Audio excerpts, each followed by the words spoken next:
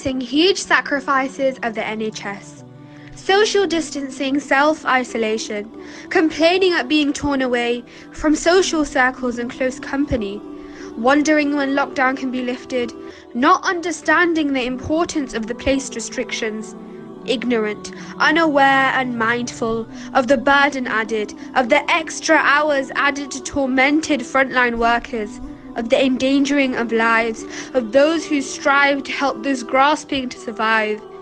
During this time of hardship and difficulty, where we are reliant on the NHS body, it has become more of a mantra and impetuous saying, be grateful and appreciative of the NHS, whom are now viewed more than ever like a company, a mere machine, whose purpose is to treat periled patients, and if unable, have deemed to have failed. What selfish, inconsiderate thinking, for what we fail to see is the immense magnitude of the sacrifice made, and their service to their nation underplayed. What we don't see is the overworked mother arriving late home from work, fatigued, weary, tiptoeing slowly, not wanting to wake her baby boy, who lately too hasn't slept soundly, ever since she's had to work so many extra hours. He sits up in his crib, delighted at finally seeing his mother. And what we don't hear is the joyous laughs turning into loud cries as his mother walks away, unable to cuddle her child as she usually does. No kiss, no hug. Instead, the weight of the strain floods, tears streaming down her face, not only from the exhaustion and enervation, but at seeing the distress of her work life seeping into the safety of their home. And what we don't see is the anxiety in their faces.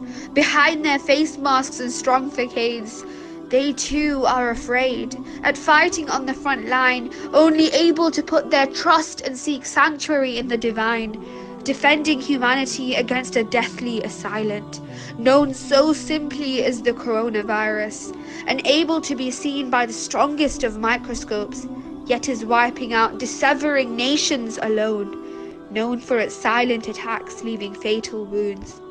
Retired doctors return to fight in this preceding battle, that of which leaves them so unsettled, claiming that they've never seen anything like it before, never in all their years such massacres unable to ignore.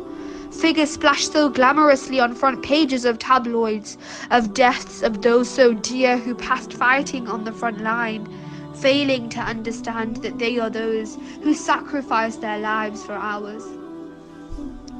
But I honestly can't help but think that within this unusual time, when the world has been put on a pause, and we are left powerless, trapped indoors, left defeated by a virus so small, that there is a higher might within this all, showing us through all this our flaws, and we are left vulnerable, holding only on to him and his mercy, the only one left to call within this calamity. And the Ar-Rahim and the Al-Muhaymin is sufficient for us, showering us with his blessings, and the biggest of them all, the NHS. So we say shukran ya Rabb for bestowing them upon us, and make dua to the Almighty to shower them with blessings and reward them for their efforts and hard works. For really, we are appreciative and grateful for the NHS. Jazakallah khairan for listening.